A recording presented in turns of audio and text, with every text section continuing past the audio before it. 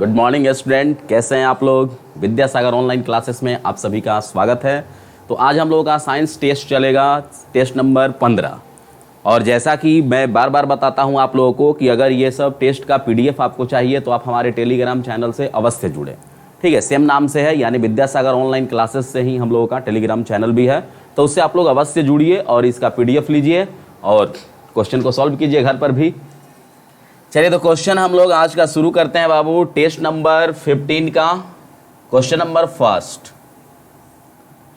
Question आपको दिख रहा होगा बाबू। फर्स्ट क्वेश्चन है हम लोग का कि निम्न सूचियों को सुमेलित करना है। ए नंबर कह रहा है बाबू कि सबसे हल्का अधात्विक तत्व, दूसरा नंबर है द्रव धात्विक तत्व, और सी नंबर है सर्वाधिक आघातवर्ध्य तत्व, और अधातु जो कि विद्युत की सर्वश्रेष्ठ चालक है। ये हम लोगों को मिलान करना है। तो आप लोग पहले मिलाइए अपने से, देखिए क्या आंसर आ रहा है बाबू। मिलाइए आंसर क्या आ रहा है। समय लगेगा थोड़ा, क्वेश्चन को पढ़ना पड़ेगा। तो देखिए अब हम लोग बात करते हैं सबसे हल्का अधात्विक तत्व। तो पूरे यूनिवर्स में सबसे ज्यादा मात्रा में हाइड्रोजन है, और हाइड्रोजन सबसे हल्का भी है और नॉन मेटल भी है। तो इसलिए ए का आंसर हम लोगों का कौन सा होगा बाबू, 3, यानी ए का आंसर 3 हो रहा है। और ए का आंसर 3 अगर हम लोग देखते हैं बाबू तो ये केवल एक ही ऑप्शन में है, डी नंबर में है। दूसरा नंबर है द्रव धात्विक तत्व। ऐसा कौन सा एलिमेंट है जो मेटल भी है और साथ में लिक्विड भी है। तो लिक्विड मेटल बाबू मरकरी, यानी बी का आंसर क्या होना चाहिए बाबू, 4 दिया हुआ है, सही है। फिर हम लोग का सी नंबर सर्वाधिक आघातवर्ध्य मैलिएबल एलिमेंट। मैलिएबल का मतलब हुआ कि वैसा एलिमेंट जिसको हथौड़े से अगर वार किया जाए तो उसकी चादरें सीट बनाए जा सकते हैं, उसको आघातवर्ध्य कहते हैं। और इसमें सबसे ज्यादा होता है बाबू सोना का, यानी सी का आंसर कौन सा होगा, 1, और जो डी बचा उसका 2 हो जाएगा। क्लियर। तो आगे बढ़ते हैं हम लोग क्वेश्चन नंबर 2 की तरफ। निम्न कथनों पर विचार करना है और बताना है कि कौन सा स्टेटमेंट सही है। कह रहा है कि स्वर्ण यानी गोल्ड, AU, रजत यानी चांदी, AG, 2 सर्वश्रेष्ठ तन्य धातु है।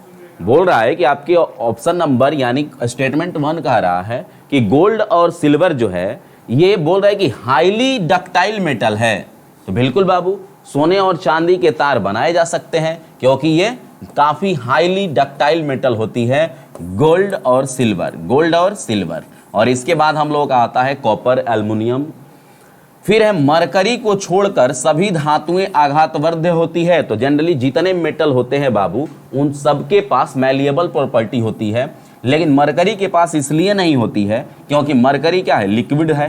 तो लिक्विड में ये मैलिएबल की प्रॉपर्टी, आघातवर्ध्य की प्रॉपर्टी नहीं हो सकता है। क्लियर। तो ये भी स्टेटमेंट सही है। फिर बोल रहा है कि उत्कृष्ट धातुएं वायु तथा जल से प्रभावित होती है। तो उत्कृष्ट धातु यानी नोबेल मेटल कहेंगे इसको हम लोग। ये वैसे मेटल होते हैं जो बहुत कम रिएक्टिव होते हैं, जनरली ये सामान्य कंडीशन में रिएक्शन नहीं करते। और इसके अंतर्गत बाबू उत्कृष्ट धातुओं में चांदी आता है हम लोगों का, सोना आता है, प्लैटिनम आता है, ये उत्कृष्ट धातुएं हैं। लेकिन स्टेटमेंट हम लोगों का दिया हुआ है कि वायु तथा जल से अप्रभावित तो हो जाती है। तो अप्रभावित तो 100% नहीं है, बहुत कम लेकिन प्रभाव पड़ता है, बहुत कम लेकिन प्रभाव पड़ता है। लेकिन इस स्टेटमेंट में क्या कर रहा है बाबू, इस कथन में कह रहा है कि नहीं 100%। तो ये 3rd नंबर क्या होगा हम लोगों का, गलत हो जाएगा। तो इसलिए आंसर हम लोगों का होगा बाबू कि 1 और 2 जिसमें सही है, यानी answer is the A. Clear. चलिए आगे बढ़ते हैं। क्वेश्चन है बाबू कि गहरे समुद्र में गोताखोरी के समय गोताखोर ऑक्सीजन और कौन सी गैस का मिश्रण लेकर के जाता है। देखो बाबू, हम लोग इसको बोलते हैं आर्टिफिशियल रेस्पायरेशन। इसी को हम लोग बोलते हैं आर्टिफिशियल रेस्पायरेशन, कृत्रिम श्वसन। क्लियर। कृत्रिम श्वसन में कौन सी गैस। तो पहले बाबू हम लोग यूज करते थे नाइट्रोजन और ऑक्सीजन, हालांकि अभी भी यूज होता है नाइट्रोजन और ऑक्सीजन। जो पेशेंट को भी दिया जाता है ऑक्सीजन वो नाइट्रोजन और ऑक्सीजन ही रहता है, जिसका रेशियो 1:4 होता है। क्लियर। 4 नाइट्रोजन होता है और 1 ऑक्सीजन होता है। लेकिन गहरे समुद्र में नाइट्रोजन जो है वो सेफ नहीं है। तो जब भी हम लोग गहरे समुद्र में जाएंगे तो हम लोग को यूज करना पड़ेगा ऑक्सीजन के साथ हीलियम, ऑक्सीजन के साथ हीलियम। गहरे समुद्र में एकदम कंपलसरी है। लेकिन ऐसे अगर पूछे कि नॉर्मली गोताखोर कौन सी गैस ले जाता है, तो अगर ऑप्शन में हीलियम नहीं है तो नाइट्रोजन सही है। लेकिन नाइट्रोजन और हीलियम दोनों एक साथ मिलेगा तो हम लोग बेस्ट आंसर देंगे बाबू ऑक्सीजन और हीलियम। क्लियर, ऑक्सीजन और हीलियम। चलिए नेक्स्ट देखते हैं हम लोग।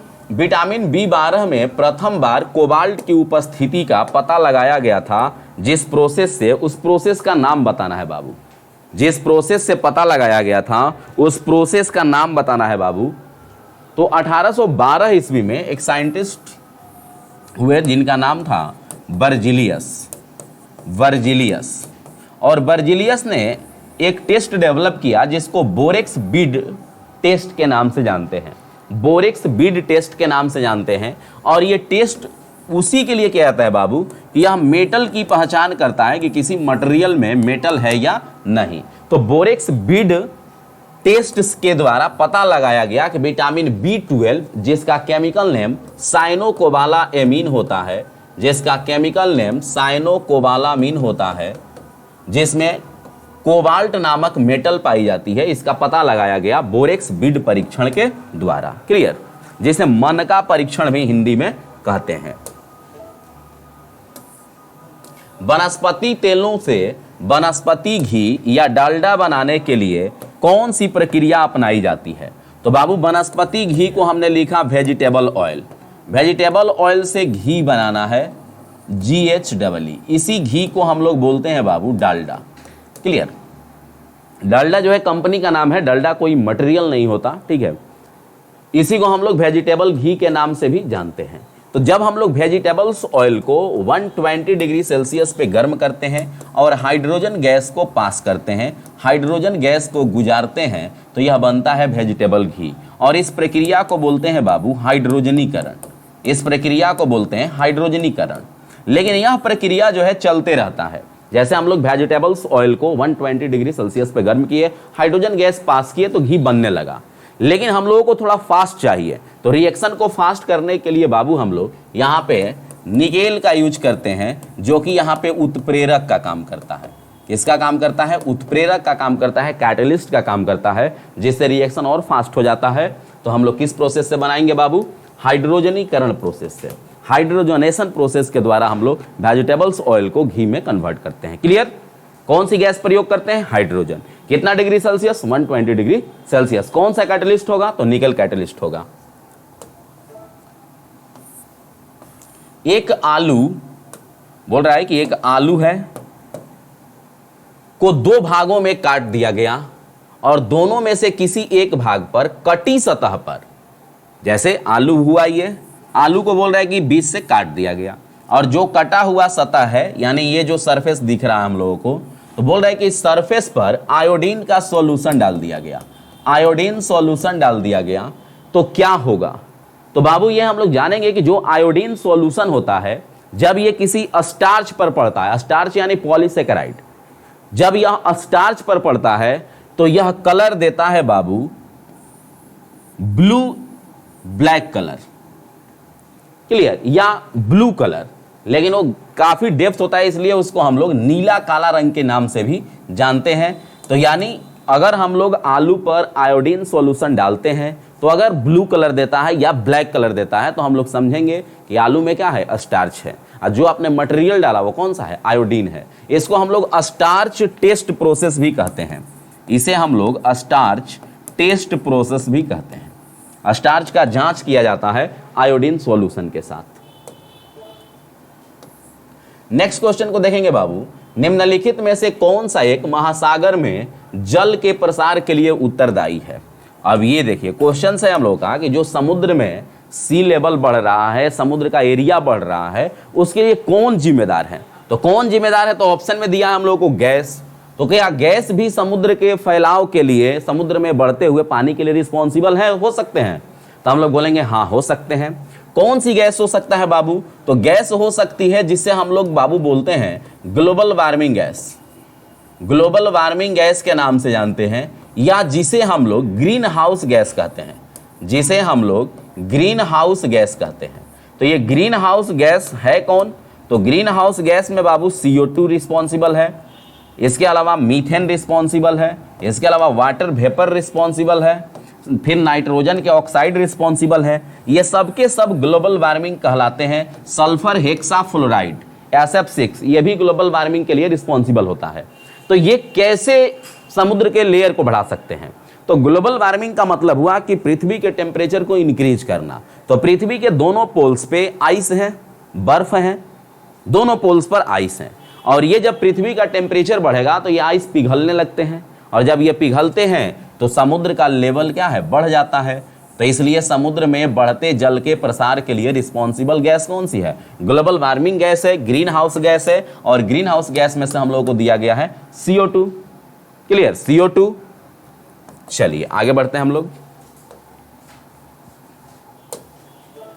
नेक्स्ट क्वेश्चन पे फोकस करेंगे बाबू। कृत्रिम मधुरकों का प्रयोग। कृत्रिम मधुरक बाबू इसको हम लोग बोलते हैं आर्टिफिशियल स्वीटनर। कृत्रिम मधुरक को हम लोग क्या बोलते हैं बाबू? Artificial sweetener. आर्टिफिशियल स्वीटनर वैसे स्वीटनर होते हैं जो टेस्ट शुगर की तरह देते हैं, स्मेल भी शुगर की तरह देते हैं, लेकिन इनका कैलोरी वैल्यू शून्य होता है, मतलब ये एनर्जी जनरेट नहीं करते हैं। तो बोल रहा है कि कृत्रिम मधुरकों का प्रयोग डायबिटीज के रोगियों एवं उन व्यक्तियों जिन्हें कैलोरी के नियंत्रण की आवश्यकता होती है किया जाता है। तो बोल रहे हैं कि इसमें दिए गए ऑप्शन में कौन आर्टिफिशियल स्वीटनर है, कौन कृत्रिम मधुरक है? तो आर्टिफिशियल स्वीटनर के एग्जाम्पल है बाबू, लिखेंगे हम लोग। साइक्रिन, नाम सुने होंगे आप लोग, ये आर्टिफिशियल स्वीटनर होते हैं। साइक्रिन होता है, डॉल्सिन होता है, डॉल्सिन होता है, एलिटेम होता है, एलिटेम होता है, एस्पार्टम होता है। ये सबके सब कहे जाते हैं बाबू सुक्रालोस होता है। ये सबके सब कहे जाते हैं आर्टिफिशियल स्वीटनर, और ये ऐसे आर्टिफिशियल स्वीटनर होते हैं जो कैलोरी नहीं देते, एनर्जी नहीं देते, बट ये मीठा बहुत ज़्यादा होते हैं। मीठा की अगर बात करते हैं तो अगर साइक्रिन की बात करें तो यह नॉर्मल चीनी से 500 गुना मीठा होता है। सुक्रालोस जो है यह 650 गुना ज़्यादा मीठा होता है। एलिटेम की बात करेंगे तो यह 2000 गुना ज़्यादा मीठा होता है। एलिटेम की बात करेंगे तो यह ज़्यादा मीठा नहीं होता है। एस्पार्टम, एस्पार्टम 300 से 500 गुना ज़्यादा मीठा होता है। तो दिए गए ऑप्शन में कहाँ है बाबू? सुक्रालोस। सुक्रालोस, सुक्रालोस से याद रखेंगे कि सुक्रालोस को हम लोग डेरिवेटिव शुगर के नाम से भी जानते हैं। डेरिवेटिव शुगर के नाम से भी जानते हैं क्योंकि इसको बनाने के लिए सुक्रोज और क्लोरीन का प्रयोग होता है। तो इसलिए सुक्रालोस को हम लोग क्लोरीन बेस आर्टिफिशियल स्वीटनर भी कहते हैं। क्लोरीन बेस आर्टिफिशियल स्वीटनर के नाम से जानते हैं। और पिछला साल CDPO में क्वेश्चन भी था, वह कौन सा क्लोरीन बेस आर्टिफिशियल स्वीटनर है जो कुकिंग टेम्परेचर पर स्टेबल रहता है, यानी खाना बनाने के तापमान पर भी डिस्ट्रॉय नहीं होता है, मीठा लगता है। तो यह सुक्रालोस है। और जो एस्पार्टम हम लोगों ने लिखा है बाबू, ये एस्पार्टम को गर्म करने पर अपना मीठापन खो देता है, यानी जितने सॉफ्ट ड्रिंक्स हैं अगर उसमें यूज किया जाएगा आर्टिफिशियल स्वीटनर तो उसमें एस्पार्टम रहेगा। क्लियर?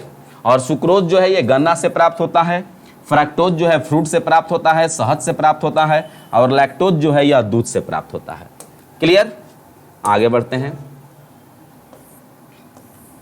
निम्नलिखित सूचियों को सुमेलित करना है और बताना है कौन सा सही है। तो विटामिन ए जो होता है बाबू, जो विटामिन ई है, ये एंटीऑक्सीडेंट का काम करता है, एंटीऑक्सीडेंट। क्लियर? तो विटामिन ई का आंसर किससे होना चाहिए बाबू? 2 से होना चाहिए। तो ए का आंसर होना चाहिए 2, यहां पे दे रहा है। बी है कैरोटेनॉइड। कैरोटीनॉइड जो होता है बाबू, यह नीला रंग का, पीले रंग का, नारंगी रंग का होता है। तो नारंगी पीले रंग का कैरोटीन होगा, तो बी का आंसर 1। सी नंबर है पोटेशियम मेटाबाइसल्फाइड। तो इसका प्रयोग हम लोग करते हैं फूड प्रिजर्वेटिव के रूप में। क्लियर? और इस पे कुछ दिन पहले बैन भी लगा था। तो सी का आंसर हो जाएगा 4। और डी नंबर है एलिटेम। तो एलिटेम इज आर्टिफिशियल स्वीटनर। तो डी का आंसर क्या होगा? 3, यानी answer is the A. Answer is the ए। चलिए आगे बढ़ते हैं। कह रहा है कि बीटा अल्फा गामा इमिशन दिया हुआ है और बोल रहा है कि इसको अवरोही क्रम में रखना है इनकी वेधन क्षमता के आधार पर, यानी पेनेट्रेटिंग पावर के बेस पर। तो सबसे ज्यादा वेधन क्षमता होती है बाबू किसका? गामा का। उससे कम होता है बाबू अल्फा का कि बीटा का? तो बीटा का। और सबसे कम किसका होगा? अल्फा। अगर हम लोग बात करें आरोही क्रम का तो अल्फा बीटा गामा, लेकिन ये पूछ रहा है अवरोही, तो गामा बीटा फिर अल्फा। चलिए आगे बढ़ते हैं। रेडियो एक्टिव घटना की खोज किसने की? तो पहले तो ये जानेंगे बाबू कि रेडियो एक्टिव है क्या। तो रेडियो एक्टिव हम लोग वैसे फेनोमेना को कहेंगे या वैसे घटना को कहेंगे जिस घटना में कोई एलिमेंट, कोई एक तत्व, जैसे कोई एक एलिमेंट हो गया, यह एलिमेंट से अपने आप अल्फा रेडिएशन, बीटा रेडिएशन और गामा रेडिएशन निकलता हो, यानी वैसा तत्व जिनसे अल्फा बीटा गामा किरणों का उत्सर्जन होता है, वैसे एलिमेंट को रेडियो एक्टिव एलिमेंट कहते हैं। और इस फेनोमेना की खोज 1896 ईस्वी में हेनरी बैकुरल नामक साइंटिस्ट ने किया था। हेनरी बैकुरल नामक साइंटिस्ट ने किया था। लेकिन इसी रेडियो एक्टिविटी पर मैडम क्यूरी ने भी रिसर्च किया था और इनके हस्बैंड पियरे क्यूरी ने भी रिसर्च किया था और रदरफोर्ड ने भी किया था। रदरफोर्ड ने भी किया था रेडियो एक्टिविटी पर रिसर्च। तो इसलिए जब रेडियो एक्टिविटी के यूनिट की बात होती है तो रेडियो एक्टिव का जो यूनिट होता है, मात्रक होता है, वह क्यूरी होता है। सबसे ज्यादा पॉपुलर क्यूरी है। क्यूरी के अलावा रदरफोर्ड भी होता है इसका मात्रक, और इसका मात्रक बैकुरल भी होता है, बैकुरल भी होता है। तो ध्यान रखना है कि रेडियो एक्टिविटी का यूनिट तीनों होता है, क्यूरी भी होता है, रदरफोर्ड भी होता है, बैकुरल भी होता है। 1 क्यूरी का वैल्यू भी आजकल एग्जाम में पूछे जा रहे हैं। तो 1 curie equal to 3.70 into 10⁻10 decay per second, या विखंडन प्रति सेकेंड, विखंडन प्रति सेकेंड होता है। क्लियर? चलिए क्वेश्चन नेक्स्ट देखेंगे। अपने उड़ान पथ में अवरोधकों की पहचान के लिए चमगादड़ कौन से वेव का तरंग का प्रयोग करती है? तो याद रखेंगे बाबू कि चमगादड़ हो गया, डॉल्फिन हो गया, ये लोग यूज करते हैं अल्ट्रासोनिक तरंग का, यानी पराश्रव्य ध्वनि का, पराश्रव्य ध्वनि का, पराश्रव्य ध्वनि। क्लियर? और इन्हीं लोगों के बेस पर हम लोगों ने बनाया, एक रडार यंत्र बनाया और एक सोनार बनाया। तो सोनार जो है समुद्र के अंदर की वस्तुओं का पता लगाता है, तो इसमें पराश्रव्य ध्वनि का प्रयोग होता है। और रडार जो है बाहर की वस्तुओं का, आसमान में जहाज की स्थिति को पता लगाता है, तो इसमें रेडियो वेव का प्रयोग किया जाता है। रडार में रेडियो वेव रहता है और जो सोनार होता है उसमें पराश्रव्य ध्वनि रहती है। क्लियर? और अवरक्त किरण जो होता है, इसकी खोज हर्शेल नामक साइंटिस्ट ने किया था। और अवरक्त किरण अपने मार्ग में आने वाली वस्तुओं को गर्म कर देता है। क्लियर? तो इसलिए पृथ्वी अगर गर्म है तो इसमें सूर्य के कौन से रेडिएशन का रोल है? तो इंफ्रारेड रेडिएशन, यानी अवरक्त किरण का। क्वेश्चन नेक्स्ट देखेंगे बाबू 13 नंबर। जब शुद्ध जल में डिटर्जेंट्स मिलाया जाता है तो क्या होता है? तो जब हम लोग डिटर्जेंट्स में बाबू, पानी में डिटर्जेंट्स मिलाएंगे, सोप मिलाएंगे, तो ये दोनों कंडीशन में, या पानी को गर्म करेंगे, ये तीनों कंडीशन में सरफेस टेंशन जो होगा, सरफेस टेंशन यह घटेगा, सरफेस टेंशन घटेगा। लेकिन अगर पानी में हम लोग नमक मिलाते हैं तो सरफेस टेंशन इसका इंक्रीज करेगा। पानी में अगर नमक मिलाते हैं तो इसका सरफेस टेंशन इंक्रीज करेगा। पानी को ठंडा करते हैं तो सरफेस टेंशन इंक्रीज करेगा। एक क्वेश्चन पहले दिया हुआ था बाबू कि सरफेस टेंशन किसके कारण होता है? तो ये लिक्विड के बीच में जो काम करता है कोहेसिव फोर्स, तो कोहेसिव फोर्स के ही कारण लिक्विड का एक कैरेक्टर होता है जिसे हम लोग बोलते हैं सरफेस टेंशन। और इसी सरफेस टेंशन के कारण वर्षा की बूंदें गोलाकार भी होती है, वर्षा की बूंदें गोलाकार होती है। पानी में ब्रश को डाल करके बाहर निकालते हैं तो उसके बाल आपस में चिपक जाते हैं। क्या? तो ये सब फेनोमेना है जो सरफेस टेंशन के कारण होता है। या पानी के ऊपर मच्छर तैरते हैं, डूबते नहीं है, इसका भी कारण क्या है? पानी का सरफेस टेंशन। तो पानी में फिर हम लोग केरोसिन डाल देंगे तो सरफेस टेंशन घट जाएगा। फिर गर्म खाना टेस्टी लगता है, इसका कारण क्या है? तो सरफेस टेंशन का कम होना। ठंडा खाना अच्छा नहीं लगता, इसका कारण क्या है? अच्छा का मतलब क्या? स्वाद, टेस्ट। तो गर्म खाने का सरफेस टेंशन कम रहेगा तो जीभ पे पूरी तरह से फैल जाएगा, क्योंकि जीभ पे हम लोगों के 4 तरह के पैपिली पाए जाते हैं। पैपिली का मतलब क्या हुआ? Taste bud. 4 प्रकार की कोशिकाएं पाई जाती है जो अलग अलग होती है। सबके पास अगर चला जाए मटेरियल तो टेस्ट एक साइड आएगा। एक परमाणु विस्फोट में ऊर्जा की बड़ी मात्रा में निकलने का कारण क्या है? तो बाबू जो एटॉमिक विस्फोट होता है इसमें थ्योरी काम करता है E = mc²। तो इसमें जो है बाबू मास एनर्जी में कन्वर्ट होता है, इसमें मास जो है एनर्जी में कन्वर्ट होता है। इस बात की भविष्यवाणी आइंस्टीन ने 1902 ईस्वी में किया था। E = mc² कि मास को एनर्जी में कन्वर्ट कर सकते हैं। लेकिन इसका प्रूफ हुआ बाबू 1939 में जब ऑटो हॉर्न नामक साइंटिस्ट ने न्यूक्लियर फिजन रिएक्शन को टेस्ट करके साबित किया। नाभिकीय विखंडन अभिक्रिया की खोज 1939 में ऑटो हॉर्न नामक साइंटिस्ट द्वारा किया जाता है। इसलिए देखते होंगे कि एटम बम का खोज किसने किया, तो छोटे छोटे एग्जाम ऑटो हॉर्न को मानते हैं, जबकि ऑटो हॉर्न नहीं था, जे रॉबर्ट ओपनहीमर था उसका अध्यक्ष। मैनहट्टन कमेटी की सिफारिश पर मैनहट्टन प्रोजेक्ट के द्वारा एटम बम को बनाया गया, जो 25 जुलाई 1945 को बन करके तैयार हुआ। क्लियर। लेकिन हम लोग उसी का थ्योरी यूज किए थे, तो इसलिए कुछ एग्जाम मानते हैं कि ऑटो हॉर्न नहीं किया था, लेकिन ऐसा नहीं है। लौह चुंबकीय पदार्थ जिस तापमान पर अनुचुंबकीय पदार्थ की तरफ व्यवहार करने लगता है, तो उस टेम्परेचर को क्या कहते हैं?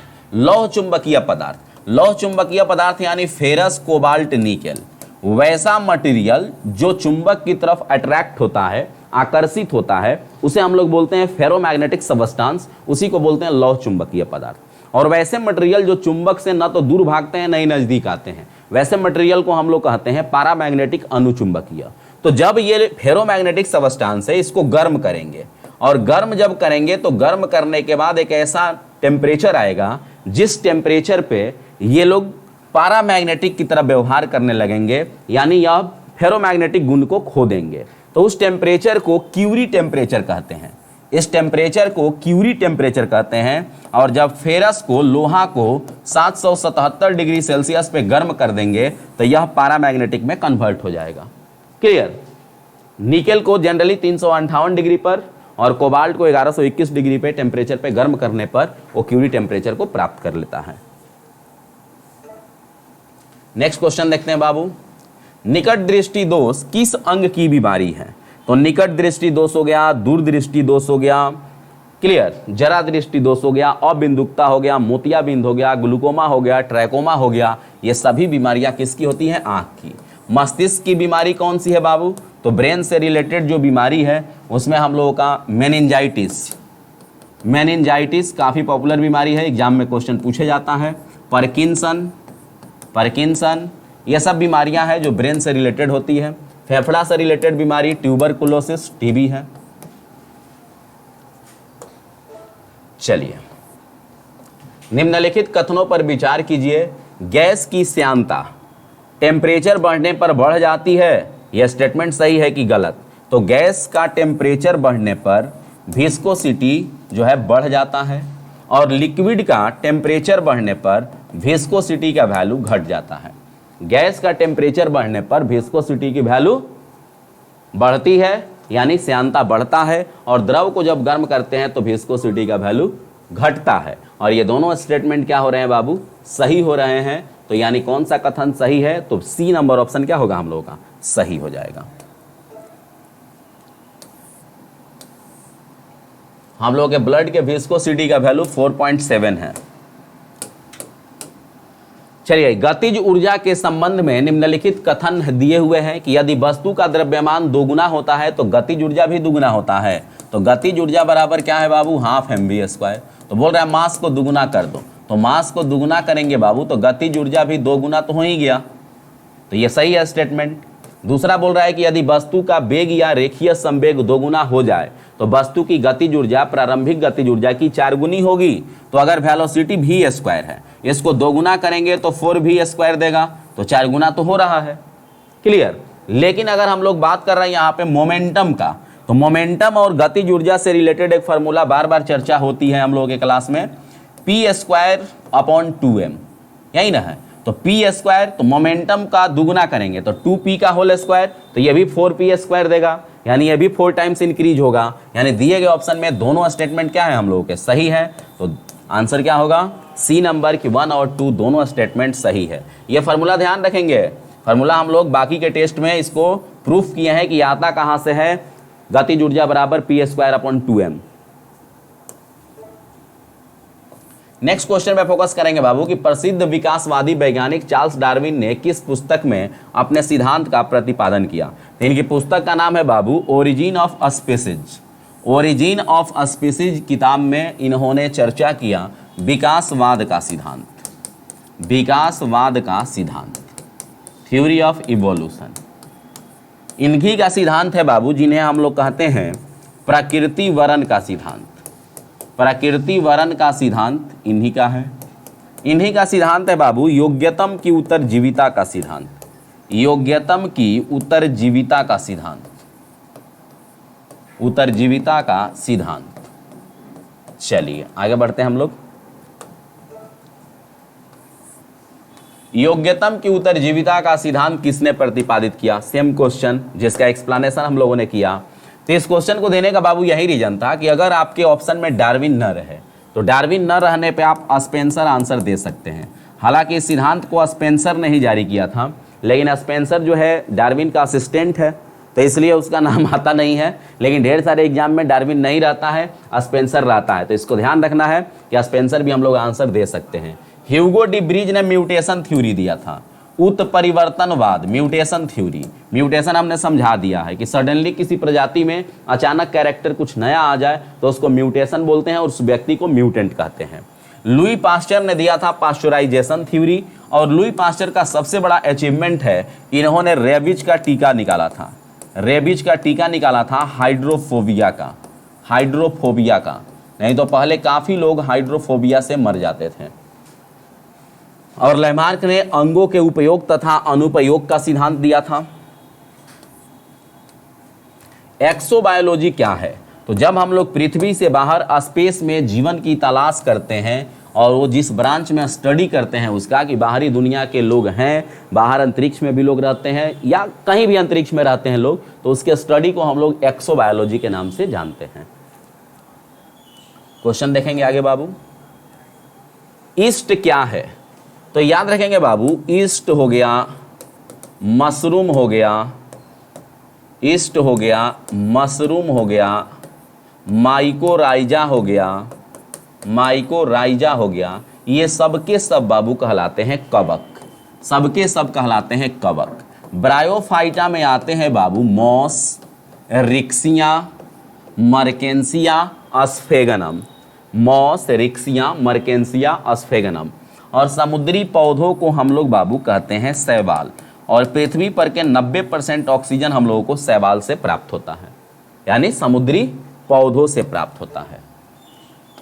निम्नलिखित में से किस वैज्ञानिक को कोशिका विज्ञान का फादर कहा जाता है? तो कोशिका का खोज बाबू 1665 ईस्वी में रॉबर्ट हुक नामक साइंटिस्ट ने किया था।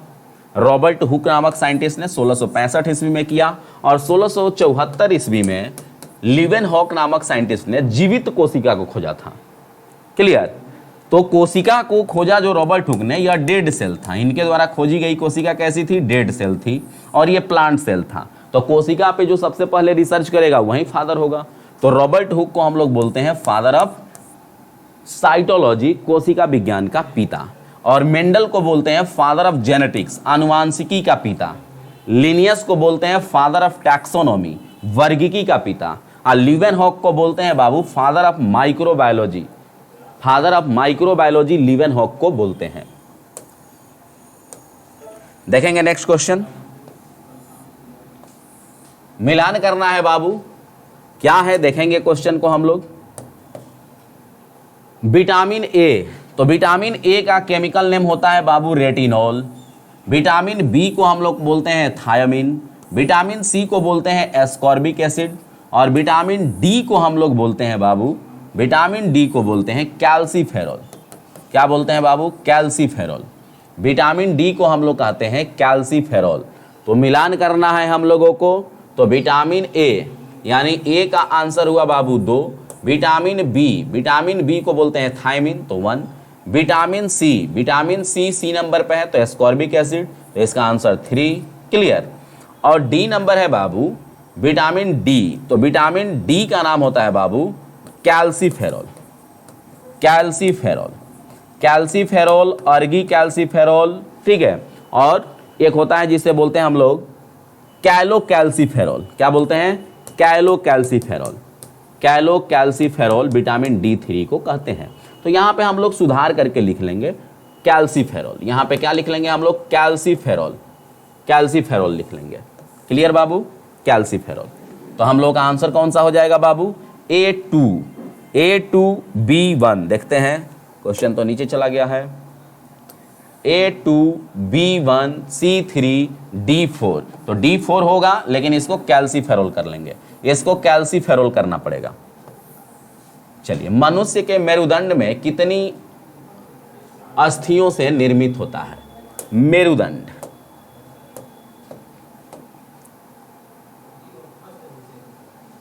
बताएंगे? मेरुदंड बाबू, तो मेरुदंड जो ये हम लोगों का गर्दन से लेकर के सर तक है, गर्दन से लेकर के सर तक रहता है ना, इधर भी रहता है, इधर भी रहता है। तो इसमें जो टोटल बोन्स होते हैं बाबू, तो यहाँ पे सर्वाइकल में रहते हैं बाबू 7, फिर आता है थोरैक्सिस में रहते हैं 12, फिर आता है बाबू हम लोग यहाँ पे जिसे हम लोग बोलते हैं लंबर, ठीक है, इसमें भी 5 होता है, फिर सैक्रम होता है, फिर कॉकिक्स होता है। तो इस तरह से यहाँ पे एडल्ट में देखा जाता है बाबू, तो हड्डियों की संख्या 26 होती है, हड्डियों की संख्या 26 होती है। लेकिन अगर छोटे बच्चे की बात करें तो उसमें हड्डियों की संख्या 33 होती है, क्योंकि उसमें सैक्रम 5 गो रहता है और कॉकिक्स 4 गो रहता है। लेकिन एडल्ट में सैक्रम 1 हो जाता है और कॉकिक्स भी 1 हो जाता है। तो एडल्ट में कितना होगा बाबू? तो एडल्ट में हो जाएगा 26 और बच्चों में कितना? 33। तो आंसर क्या हो जाएगा हम लोगों का? 33। क्लियर? चलिए, मेरुदंड को ही वर्टेब्रा कहेंगे, वर्टेब्रा जिसे कशेरुकी भी कहते हैं। चलिए नेक्स्ट क्वेश्चन देखते हैं कि पेशियों को अस्थि से जोड़ने वाली संरचना का नाम क्या है? मतलब मसल्स को बोन से जोड़ना है, मसल्स को बोन से जोड़ने वाली संरचना का नाम है बाबू टेंडन। क्या नाम है इसका? टेंडन। इसे ही हम लोग कहते हैं कंडरा। और एक होता है बाबू बोन को बोन से जोड़ना, बोन को बोन से जोड़ने वाला जो होता है उसे हम लोग बोलते हैं लिगामेंट। तो बोन्स को बोन से जोड़ने वाला स्ट्रक्चर कहलाता है लिगामेंट, और बोन्स को मसल्स से जोड़ने वाला कहलाता है कंडरा। और लिगामेंट का हिंदी होता है स्नायु, लिगामेंट का हिंदी क्या है? स्नायु होता है। और बोन्स अस्थि को कहेंगे। क्लियर? मानव शरीर में 206 हड्डियां हैं, जिसमें से 80 जो है एक्सियल कहलाती है और 126 जो होता है ये अपेंडिकुलर कहलाता है। और उपास्थि जो है, जिसे हम लोग कार्टिलेज कहते हैं, ये कार्टिलेज जो होते हैं फ्लेक्सिबल बोन्स होते हैं। ये फ्लेक्सिबल, जैसे ये कान पे जो है, हालांकि ये कान तो है नहीं, इसको पीना कहते हैं, कर्ण पल्लव कहते हैं, ये नोज है। तो यहाँ पे जो हम लोगों का बोन्स होता है ये बोन्स नहीं है, हालांकि बोन्स ही है एक तरह से, लेकिन जो हम लोगों को बोन्स पढ़ना है, स्केलेटन पढ़ना है, उसमें बोलते हैं हम लोग कि स्केलेटन सिस्टम जो मनुष्य का है यह 2 चीज़ों से मिलकर बना है, एक बोन्स और एक कार्टिलेज। तो जो बोन्स होते हैं ये स्ट्रांग होते हैं, हार्ड होते हैं, और कार्टिलेज जो होते हैं ये फ्लेक्सिबल होते हैं, सॉफ्ट होते हैं। तो ये कार्टिलेज यानी उपास्थि, तो ये फ्लेक्सिबल होंगे और सॉफ्ट भी होंगे। क्लियर? चलिए,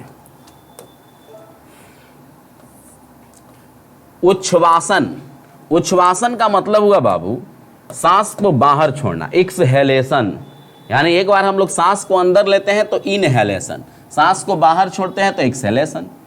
तो बोल रहा है कि सांस छोड़ने में वायु में ऑक्सीजन का प्रतिशत कितना रहता है? तो सांस लेने में बाबू हम लोग ऑक्सीजन लेते हैं, नाइट्रोजन लेते हैं, CO2 लेते हैं, आर्गन लेते हैं। क्लियर? तो ऑक्सीजन 21% है वायुमंडल में, तो पूरा लेंगे। नाइट्रोजन 78% है, तो इसको भी लेंगे। CO2 0.03% है, इसको भी लेंगे। आर्गन 0.93% है, इसको भी लेंगे। लेकिन छोड़ते टाइम में क्या होता है बाबू कि ऑक्सीजन जो है घट जाता है, 17% हो जाता है, 16 पॉइंट समथिंग होता है, लेकिन हम लोग 17 कहते हैं। नाइट्रोजन 78 ही रहता है। CO2 जो है ये 4% आता है, तो इधर CO2 बढ़ता है और ऑक्सीजन घट जाता है, तो यानी 17% ऑक्सीजन आता है। और लेते कितना थे बाबू? 21%। लेते कितना थे? 21%। चलिए, तो नेक्स्ट क्वेश्चन की तरफ बढ़ते हैं बाबू। वयस्क व्यक्ति के हृदय की धड़कन की दर होती है, वयस्क व्यक्ति, पहले तो अगर हार्ट बीट की बात करें बाबू, तो फीमेल में हार्ट बीट जो होता है यह 78 टाइम्स पर मिनट होता है। मेल का बात करें बाबू तो ये 70 टाइम्स पर मिनट होता है। तो यहाँ पे लेकिन बोल रहा है कि वयस्क व्यक्ति में मेल फीमेल की कोई चर्चा नहीं है, तो आंसर देना होगा। देखो, प्रति मिनट 50 से 60 तो ये तो नहीं है, प्रति घंटा तो बात ही नहीं करना है, प्रति सेकंड भी नहीं, प्रति मिनट 70 से 80 बार, तो इसी के रेंज में है दोनों, तो 70 से 80 बार होगा। क्लियर? 70 से 80। चलिए आगे बढ़ते हैं हम लोग। मानव शरीर में मास्टर ग्रंथि किसे कहते हैं? तो मानव शरीर में मास्टर ग्रंथि हम लोग कहते हैं पिट्यूटरी ग्लैंड को, पिट्यूटरी ग्लैंड यानी पीयूष ग्रंथि को। पीयूष ग्रंथि हमारे ब्रेन के अगले पार्ट में रहता है, सेला टर्सिका नामक गर्त में रहता है। और इसको मास्टर ग्लैंड क्यों कहते हैं? क्योंकि पिट्यूटरी ग्लैंड से निकलने वाले लगभग जितने हार्मोन हैं, इसमें से लगभग हार्मोन बाकी इंडोक्राइन ग्लैंड को कंट्रोल करते हैं। यानी पीयूष ग्रंथि से निकलने वाले हार्मोन बाकी अंतःस्रावी ग्रंथियों को नियंत्रित करते हैं, इसलिए हम लोग पीयूष ग्रंथि को मास्टर ग्रंथि के नाम से जानते हैं। इसका आकार जो है बाबू मटर के दाने के समान गोल होता है, यह सबसे छोटी ग्रंथि होती है। थायराइड ग्रंथि जो होता है बाबू, थायराइड ग्रंथि, इससे एक क्वेश्चन आजकल पूछा जा रहा है कि थायराइड ग्रंथि का आकार कैसा होता है। तो थायराइड ग्रंथि का आकार जो होता है बाबू, ये कैपिटल एच की तरह होता है, लेकिन कैपिटल एच पे जब थोड़ा मसल्स वगैरह रहेगा साइड से, तो ये दिखने लगता है तितली की तरह। तो पिछला साल झारखंड दरोगा में क्वेश्चन था कि तितली की तरह, बटरफ्लाई की तरह हमारा कौन सा ग्रंथि दिखता है? तो आंसर हम लोगों का होगा थायराइड ग्लैंड। क्लियर? थाइमस ग्रंथि बाबू, ये थाइमस ग्रंथि वही ग्रंथि है जिसमें लिम्फोसाइट का जो टी लिम्फोसाइट होता है वो थाइमस ग्लैंड में ही मैच्योर होता है। तो टी लिम्फोसाइट जिस ग्लैंड में मैच्योर होता है, परिपक्व होता है, उसे थाइमस ग्रंथि कहते हैं। और ये थाइमस ग्रंथि 45 साल के बाद लोगों में से चली जाती है। अगर ये 45 साल के बाद भी रहता तो टी लिम्फोसाइट हम लोग का स्ट्रॉन्ग रहता और हम लोग का इम्यून सिस्टम भी स्ट्रॉन्ग रहता। और ये पाराथायराइड जो हार्मोन है, पाराथायराइड जो ग्रंथि है, यह ग्रंथि अंतःस्रावी ग्रंथि है, लेकिन इसको पिट्यूटरी कंट्रोल नहीं करता है। अभी हमने बोला ना कि पीयूष ग्रंथि लगभग सभी अंतःस्रावी ग्रंथियों को कंट्रोल करता है, लेकिन उसका एक्सेप्शन है कि यह पाराथायराइड को कंट्रोल नहीं करता है। प्रयोगशाला में सर्वप्रथम डीएनए का संश्लेषण किसने किया था? तो यह भारत के वैज्ञानिक हैं जिनका नाम है हरगोविंद खुराना, जिसको 1968 ईस्वी में नोबेल पुरस्कार भी मिला था चिकित्सा के क्षेत्र में। हरगोविंद खुराना को ह्यूगो डी ब्रीज ने म्यूटेशन थ्योरी दिया था। और केल्विन जो है ये टेम्परेचर से संबंधित वैज्ञानिक हैं, इन्होंने केल्विन स्केल को भी बनाया था और हीट चैप्टर में बहुत सारे इन्होंने रूल भी दिया है। तो आज का टेस्ट बाबू हम लोगों का खत्म होता है। हम लोग फिर नेक्स्ट टेस्ट नंबर 16 में मिलेंगे साथ में। तब तक आप लोग इसका पीडीएफ निकाल करके जरूर आप लोग पढ़िए, प्रैक्टिस कीजिए घर पर, ताकि आपके एग्जाम को आसान बनाया जा सके। हम लोग मिलते हैं फिर अगले क्लास में। तब तक के लिए बाबू धन्यवाद।